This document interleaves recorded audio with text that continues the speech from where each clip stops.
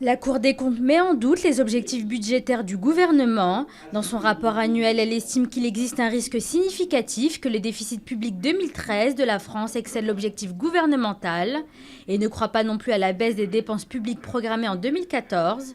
Les sages de la rue Cambon épinglent également la SNCF et sa politique de gratuité des billets de train accordés à ses personnels et à leurs proches. Ils estiment qu'elle pose un problème au regard des légalités d'accès aux services publics ferroviaires. 21 coups de canon accueilleront François Hollande à la Maison-Blanche. Arrivé lundi soir, le président français poursuit sa visite d'État.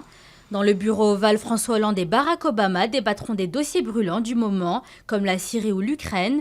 Au chapitre économique, le chef d'État rencontrera des patrons de groupes américains, comme Mastercard ou General Motors.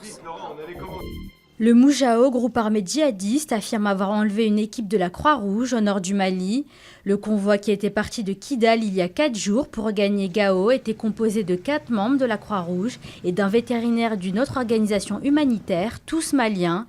Selon un responsable du Moujao, ils seraient tous en bonne santé. Nicolas Sarkozy ovationné par les militants UMP lors du meeting de Nathalie Kosciusko-Morizet, candidate à la mairie de Paris. Un pas de plus pour l'ancien chef de l'État qui s'investissait pour la première fois en faveur d'un candidat depuis son retrait de la vie politique. Devant quelques 2000 militants, il a estimé que NKM fera une maire de Paris formidable.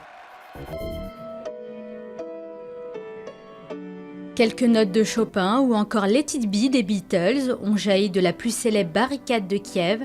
Au piano peint aux couleurs ukrainiennes se succèdent les musiciens. Pour le collectif d'artistes à l'origine de cette initiative, le piano est un symbole pacifique qui permet de se réunir malgré les divergences d'opinion.